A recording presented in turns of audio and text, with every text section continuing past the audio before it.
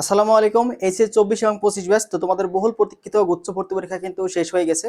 তো যাদের এখনো কোথাও চান্স হয়েছিল না, তো গুচ্ছ ভর্তি পরীক্ষা ছিল তোমাদের শেষ ভরসা। তো এখানেও অনেকে আশানুর ফলাফল করতে পারো নাই। তো এই যে আশানুর ফলাফল হয় না, পরীক্ষা খারাপ হয়েছে, তো এইটা নিয়ে কি জীবন শেষ হয়ে যাবে তোমার? তো পরবর্তী তো অনেক যা কিছু আছে এটা নিয়ে তো আমাদের ভাবতে হবে। তো লাইফটা তো আসলে এখানে থেমে যাবে না। তোমাদের পরবর্তী করণীয় বা পরবর্তী নির্দেশন নিয়ে আসলে এই ভিডিওটা আমরা সাজাইছি। তো নেক্সট আসলে তোমাদের করণীয়টা কি? তো তোমরা যারা 24 ব্যাচ ছিল, তো 24 ব্যাচ যদি কোথাও ভর্তি হয়ে থাকো বা অলরেডি কোনো একটা সাবজেক্টে একটা ইউনিভার্সিটি শেষের দিকে ভর্তি হয়ে আসো বা ন্যাশনালে ভর্তি হয়ে আসো, তোমাদের কথা হবে তুমি এই মুহূর্তে ওইটাই টার্গেট করে আগাইতে থাকো। ঠিক আছে? তো যেই অবস্থানে তুমি আসো, যদি কোথাও ভর্তি হয়ে থাকো ন্যাশনাল বা যে কোনো একটা ইউনিভার্সিটি যে কোনো একটা সাবজেক্টে, যদি নিচের দিকে সাবজেক্ট বা যেখানে ভাবছিলা যে সেকেন্ড টাইম দিয়ে ভালো একটা ভার্সিটি যাবা, তো তুমি যেখানে আসো যদি কোথাও চান্স না হয়ে থাকে সেখান থেকে ভালো একটা ইফোর্ট দিয়ে ট্রাই করো। ঠিক আছে? আর 25 ব্যাচ যদি থাকো, তো 25 ব্যাচে তোমরা যারা আসো, তো 25 ব্যাচে তোমরা কিন্তু আরেকটা সুযোগ পাচ্ছ, সেকেন্ড টাইম দেওয়ার সুযোগ। বাট এছাড়াও তোমাদের কিন্তু আরো কিছু সামনে ভর্তি পরীক্ষা আছে। তো 24 ব্যাচ এবং 25 ব্যাচ তোমরা যদি আরো কিছু পরীক্ষা দিতে চাও বা তোমাদের যদি পরীক্ষার কথা বলি, সেক্ষেত্রে তোমাদের কিন্তু এখনো সামনে ন্যাশনাল ভর্তি পরীক্ষার যে এটা কিন্তু 25 এপ্রিল শুরু হয়ে যাবে। এবং তোমাদের আরেকটা আছে ঢাকা সেন্ট্রাল ইউনিভার্সিটি বা 7 কলেজ, আমরা যেটা জানতাম, তো সেটা কিন্তু অলরেডি কিন্তু তোমাদের 57তম পাবলিক ইউনিভার্সিটি হিসেবে বিল পাস হয়ে গেছে। তো এটা কিন্তু এখন একটা পাবলিক ইউনিভার্সিটির আন্ডারেই থাকবে। তো পূর্বে ছিল ঢাকা ইউনিভার্সিটির আন্ডারে, তো এই বছর তোমাদের বা গত বছরে কিন্তু ঢাকা সেন্ট্রাল ইউনিভার্সিটি ভর্তি পরীক্ষা অনুষ্ঠিত হয়েছে বা ওই প্যাটার্নে হয়েছে। তো এই যে দুইটা পরীক্ষা, এই দুইটা পরীক্ষা তোমাদের কিন্তু এখনো সামনে আছে। যদি গুচ্ছ ভর্তি পরীক্ষা তোমাদের খারাপ হয়ে থাকে বা এখানে যদি তোমাদের চান্স না হয়ে থাকে, যদি চান্স মিস করে ফেলো, তো বাকি দুইটাতে তুমি এখনো সুযোগ দিতে পারো। তো দেখো এই মুহূর্তে এসে তুমি যদি দেখো, কারণ আলটিমেটলি যে কোনো পাবলিক ইউনিভার্সিটি বলো বা যে কোনো রেপুটেড ইউনিভার্সিটি বলো, সেখান থেকে পড়াশোনা করে শেষ মুহূর্তে পড়া শেষে সবাই কিন্তু বেকার। তুমি যদি ন্যাশনাল থেকে পড়াশোনা করো, সেখান থেকেও বের হয়ে তুমি বেকার হয়ে যাও। ঢাকা ইউনিভার্সিটিতে বের হয়ে তোমার কিন্তু সেখানেও অনেকে যদি ইফোর্ট না দেয়, সেও কিন্তু বেকার ঘোরাফেরা করে। তো বাংলাদেশের প্রেক্ষাপটে আমরা কিন্তু সবাই পড়াশোনা করি আলটিমেটলি চাকরির জন্য। ঠিক আছে? তো চাকরির জন্য যদি দেখতে যাও, তো এখানে জব যে মার্কেটটা, তুমি যে সাবজেক্টে পড়াশোনা করবা ওই সাবজেক্ট থেকে কিন্তু অনেক বেশি ভিন্ন।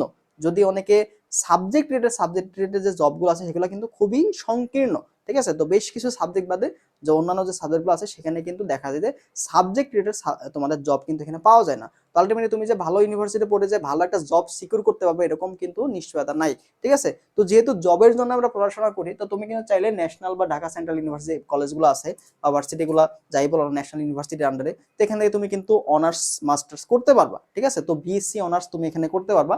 তো বিএসসি ডিগ্রি নিয়ে তুমি যে কোনো একটা সাবজেক্টে পড়াশোনা করে তুমি কিন্তু পরবর্তীতে জবের যে পরীক্ষাগুলো আছে বিসিএস, তারপর তোমার হচ্ছে ব্যাংক বা এনসিআরটি যা জব পরীক্ষাগুলো আছে সেগুলো তুমি কিন্তু বসতে পারবা। তুমি ন্যাশনালে পড়ো বা ঢাকা সেন্ট্রাল ইউনিভার্সিটি কলেজগুলো আছে সেখানে তুমি পড়েও কিন্তু এই জবের প্রিপারেশনগুলো নিতে পারবা। তো আলটিমেটলি তোমার যে বন্ধুটা ঢাবি থেকে পড়াশোনা করছে এবং তুমি যে এখানে ন্যাশনাল থেকে পড়লা বা অন্য যে ভার্সিটি পাবলিক ইউনিভার্সিটি পড়াশোনা করছে, তো তারা কিন্তু সবাই আলটিমেটলি এই জবের পরীক্ষা দিয়ে কিন্তু একটা হাড্ডাহাড্ডি লড়াই হবে। তো তুমি যেই অবস্থানে থাকবা বা ন্যাশনালে বা ঢাকা সেন্ট্রালে যদি ভর্তি হয়ে যাও, তো এখান থেকে তুমি যদি বেস্ট একটা এফোর্ট দিতে পারো, তাহলে তুমি কিন্তু জবে এখানে ভালো করতে পারবা।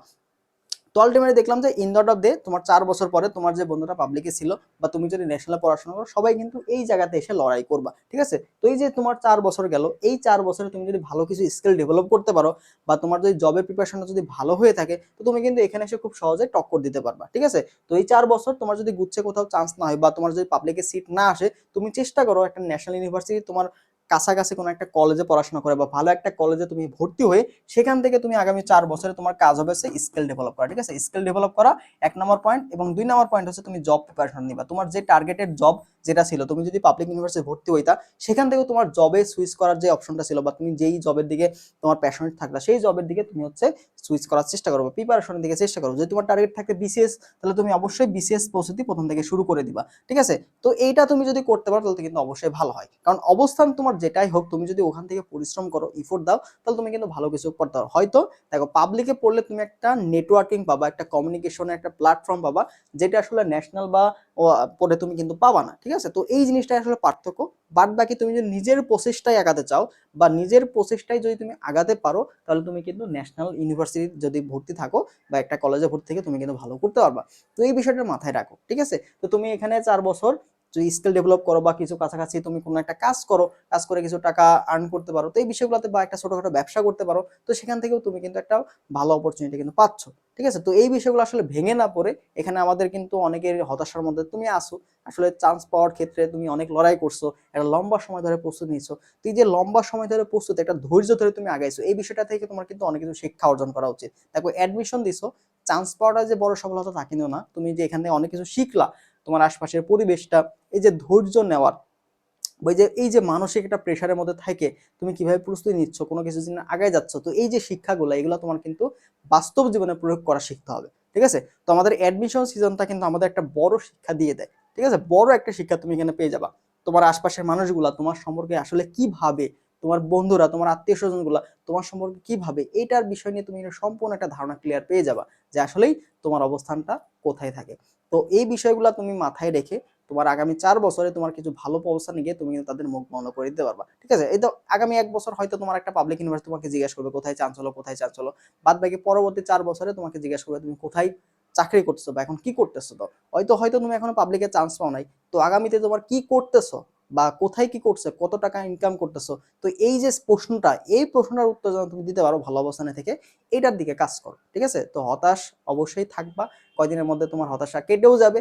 ঠিক আছে, তো এটা আসলে আমি চাইলেও তোমাকে স্টপ করতে বলে তুমি এখানে হতাশার মধ্যে থেকে বের হতে পারবে না রিসেন্ট কয়েকদিন, তো দেখবা যে কয়েকদিন পর তুমি আসলে নর্মাল হয়ে যাবা। তো যখন নর্মাল হয়ে যাবা তখন এই বিষয়গুলোতে অবশ্যই ফোকাস করার চেষ্টা করবা। ঠিক আছে, আসলে হতাশ হয়ে ডিপ্রেশনে থেকে কোনো কিছু লাভ নাই, এখানে সময় নষ্ট ছাড়া আর কিছুই না। বাট বাকি সময়টা তুমি যদি কাজে লাগাইতে পারো, এখান থেকে তুমি আসলে ভালো কিছু অর্জন করতে পারবা। ঠিক আছে, তুমি একটা জব প্রিপারেশন শুরু থেকে শুরু করলা, 4 বছর তুমি ভালো মতো প্রিপারেশন নিলা, দেখবা যে 4 বছর পরে তোমার কিন্তু অনেক কিছু জানা হয়ে যাচ্ছে, বা 4 বছর ধরে তুমি চাইলে কিন্তু অনেকগুলো স্কিল ডেভেলপ করতে পারবা, তো সেগুলো তোমার কিন্তু অনেক বেশি কাজে দিবে তোমার কর্মক্ষেত্রে।